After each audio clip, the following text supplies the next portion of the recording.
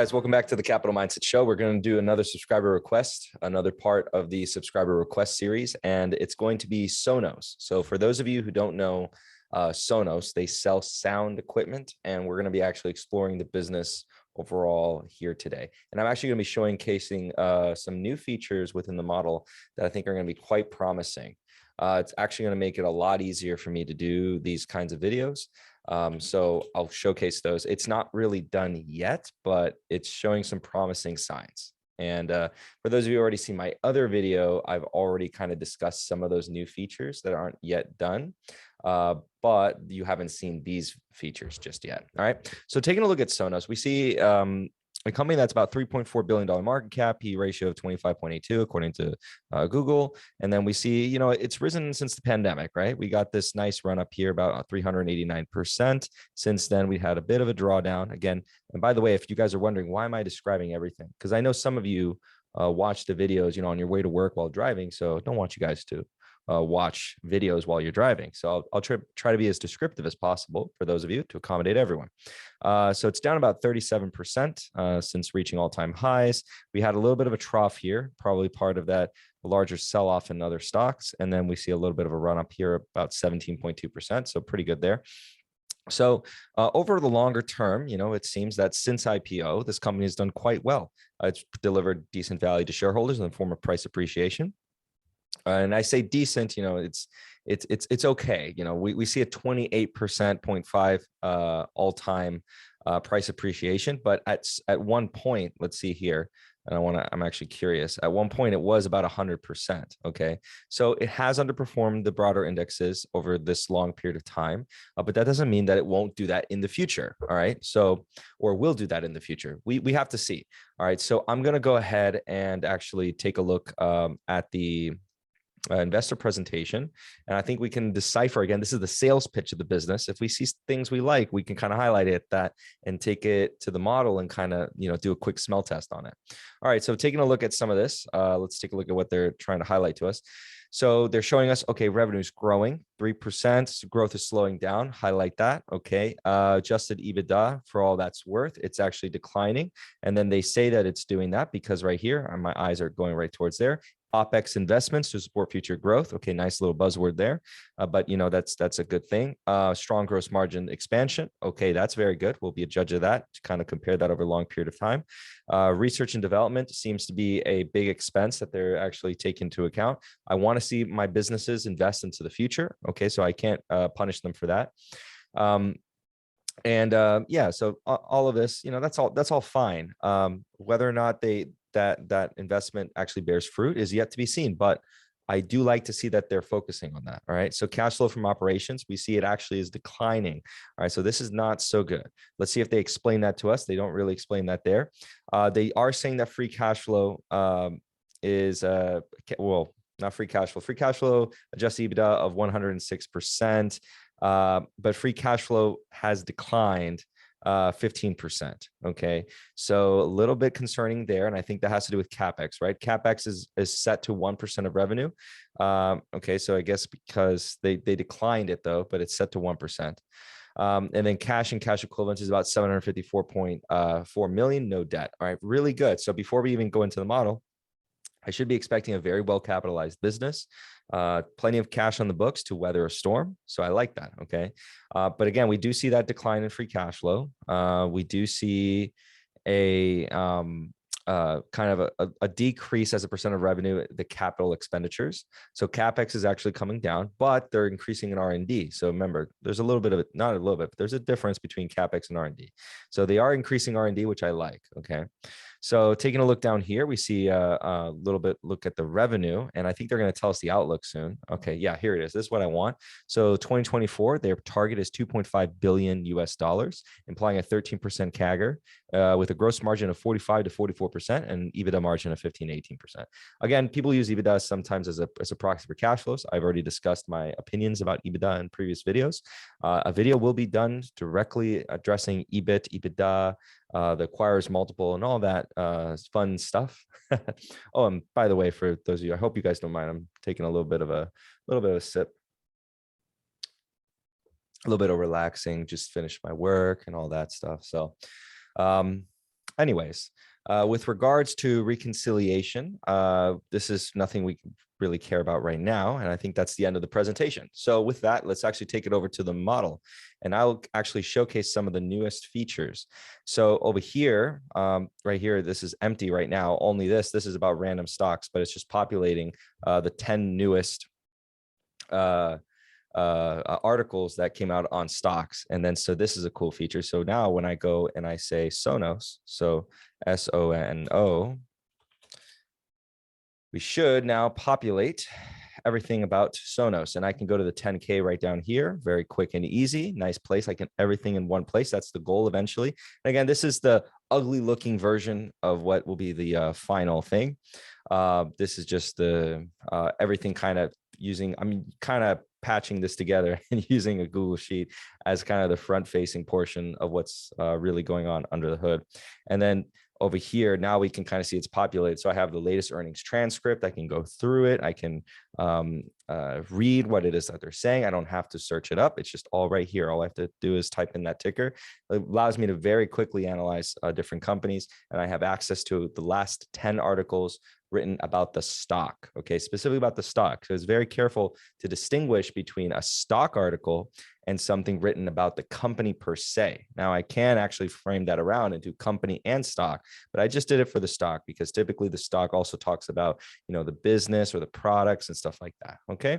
So I haven't really gone through any of these. I just wanted to showcase that feature. There's a lot more to come in terms of features that I'll be excited. I'm working hard to implement all these features. And then in the final version, it's going to look a lot nicer than this. I'm actually thinking about a way that I'm going to actually sort through this and actually create something that can give me like a smiley face or a frowny face, depending on the sentiment described in this specific transcript or in any transcript. And for those of you who don't know or haven't, done something like that, if you ever learn data analytics, there's a common case study that you actually learn about, and it has to do with the delivery of information. And actually studies have shown that actually the simple smiley face and frowning face is actually a really good indicator or a very good way of giving information to people if something is good or bad. Okay, so that's homage to that, but we'll see in the end. All right, so going back here, let's take a look actually at, some of the management team. For, some of you have responded positively to this new feature. So we can now see their gender and we can see when they were born, if that was information we wanted to know. And we can also see how much they're paid and in what currency they're being paid. So we can now spy on them. Very easy for me to see them here and then go, okay, I can Google you, I can Google you, I can Google you, find more about the manager team instead of just Googling what is the manager team, all in one place. I like it that way.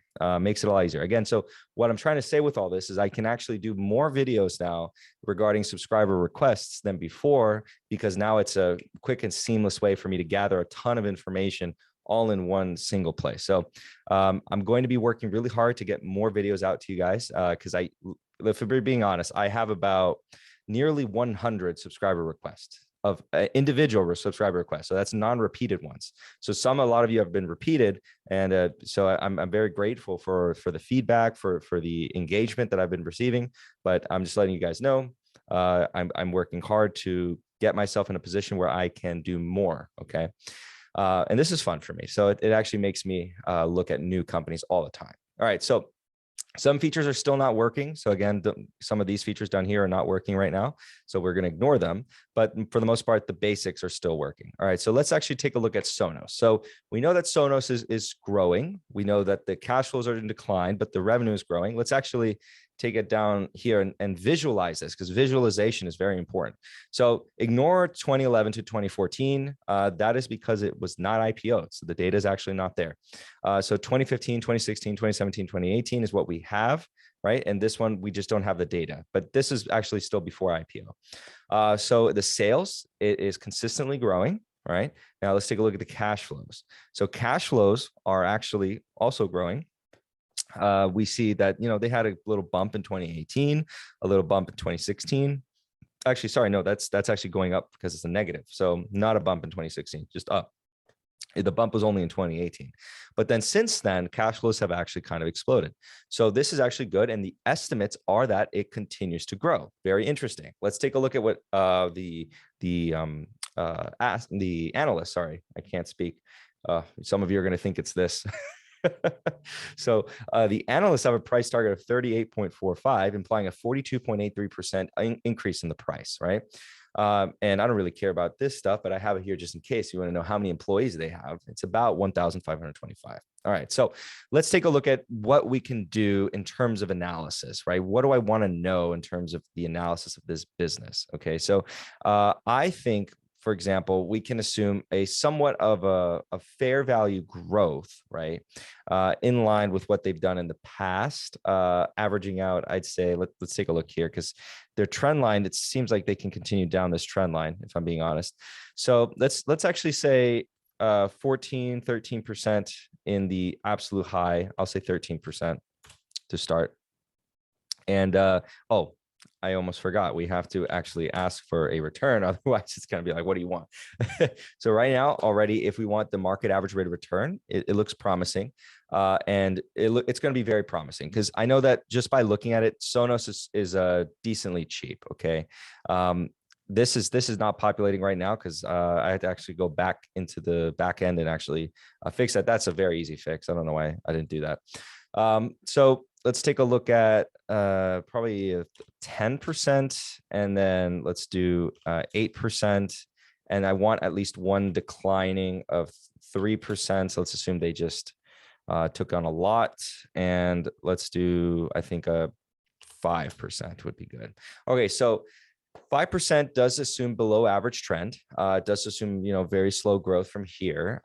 But, it's something that is a possibility. So things can happen. A lot of competition. This is a very competitive space. Sonos is a very good brand. I actually have experience with their products. I do like their products. They have good competitors. I also like Sennheiser. Sennheiser is actually, between the two, it's my favorite, actually. I have Sennheiser headphones. I do really like Sennheiser products a lot. Now, Sonos, I also have Sonos speakers. Sonos speakers are really good. Then there's JBL. I have a JBL speaker that I got for, I think, a birthday once. And so I like that product. But Sonos, I do like the product. I do see that they are very good quality sound systems. But again, everyone has some preferences in terms of their branding, but it's a commoditized business in a lot of ways. So most people are not, sound freaks. There are some people who are sound freaks. My good friend Austin, who you may remember, he is very picky about sound, but he's also a musician. So he would be very picky about what brand or what specific sound system he's buying. Taking a look at the discount rate, let's actually increase it to 12%. So let's actually increase that margin of safety. And just so everyone understands, the model is actually telling me based on these following risks, saying, I don't really want to add anything to the portfolio, but we don't take that as a religion. We want to, make our own judgments. And that's just the model's opinion based on the risk profile of the business and its probability that it thinks all of these things will occur. And then we given it our opinion as to the weightings here. So I told it weight them equally. If I think, for example, these three scenarios are more probable, I simply tell it that I do think that's the more probable scenarios. And then all of a sudden it populates that these are the in this weighting. Okay. So again, when we take no, it equally weights them. But then we say yes, you see it becomes more favorable because we think it's actually going to lean more on 8 to 13%. Okay. So, and maybe again, I could be a little bit too aggressive in terms of this. So let's actually say a 0%. I think they can grow maybe like nothing, okay, over the course of 10 years. Okay. Also, I just want to also address the point that I'm not doing any buybacks here. I'm taking that out of the assumptions. Whether they do buybacks into the future, that will be just icing on the cake. Okay. Return of any sort of capital, icing on the cake. And regarding the discount rate, I do think, for example, we can probably discount this at 15%. And this is actually where I would like it, just simply because I don't understand the business as much as I'd like to. Okay.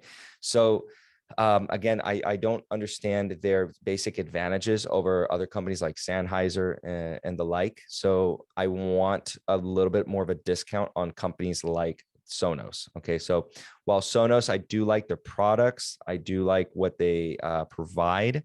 I am not entirely confident in the current price for me to buy them. I do think that they're, for some who understand this business, they may be very compelling simply because we have a very good balance sheet. And actually, I'll segue us into the key ratios. So taking a look at the key ratios, we look at a very solid balance sheet, long-term debt ratio. This actually should now update to nothing because they now have no debt. And then long-term debt to capital should be also very low. Okay. And then gross profit margin, this is increasing, very good. The DuPont analysis looks like a solid business. ROE, ROA looks really good here. Will that continue? That's the key. And just so everyone knows, it's populating as 2021 because we haven't gotten enough data from 2022 for that to change to 2022. Okay. And then let's take a look down here because I think all this should be working. It's not working, not just yet. And so the earnings quality is what I'm really looking at here. It looks really good across the board. I like that. And then let's take a look if this is working. Okay. So this is kind of working, but just so everyone understands, I am working still on the back end to actually get this back to normal because I added a bunch of things. We changed how some of the data is porting in. So that should be noted. Okay. So overall, I like this business. I just think I need to get it at a cheaper price. For me, I think I'd be interested in the closer to $20 and below. I think that's like a place where I can be comfortable with owning this business, or I can assume like, a 10% growth rate for 10 years. I think that's actually a very conservative. I know that for some of you who are invested in this, you might be saying that's very conservative. But you have to understand I'm coming from the point of ignorance regarding this business. So I have to demand a degree of safety because I have to be honest with myself. If I'm kidding myself, I'll say, oh yeah, I'll just buy it because I know it's going to grow at blah, blah, blah. I'm not confident in my projections as it comes to growth. Therefore, I require a lower price in order to enter. Okay. But yes, again, this model actually says it's not at risk of bankruptcy on both the Altman Z-score and its own metric. So it says no there. The tangible book value and book value look okay. For this kind of business, I wouldn't really care about that. Some people, die on that sword, but I wouldn't do it for this one. Return on invested capital is fantastic. Actually, that's really good. So I really don't want them to actually be returning any capital to shareholders. In fact, I think I might be, again, that actually further tells me I might be undercutting this business quite a bit in terms of its projected growth going forward. Because if they continue to grow at that rate with their investments that they do, I basically want them to keep all the cash possible and then just you handle it. 34%. Yeah, keep it. No buybacks, no dividend, no nothing, please. So again, maybe analysts here have a point, and then that's why that's there. It's for added nuance, added context, a different opinion other than my own. And they think it's going to grow to 38.45. Okay, so that's their opinion. On that note, guys, I think that covers this stock. If you guys like this content, go ahead and feel free to leave a like. If you want to see more content like this and you're not subscribed, go ahead and subscribe down below and then come back and check out to see if your stock is mentioned. If you have a request, go ahead and file it. Now that I have this new system, I'm going to be able to do a lot more than before. Maybe I can get to 2 a day rather than just doing 1 a day in terms of subscriber stock requests. Okay. And then of course, I want everyone to understand I do 2 types of videos. One that are those kinds of videos, and then the other ones that are maybe stocks that I'm buying, stocks that I'm interested in, or key concepts to learn from, like a REITs video or an insurance video, or industrials, etc. Home builders is coming up soon, actually. So on that note, guys, I hope you guys have a great one. I'll see you guys in the next one. Bye.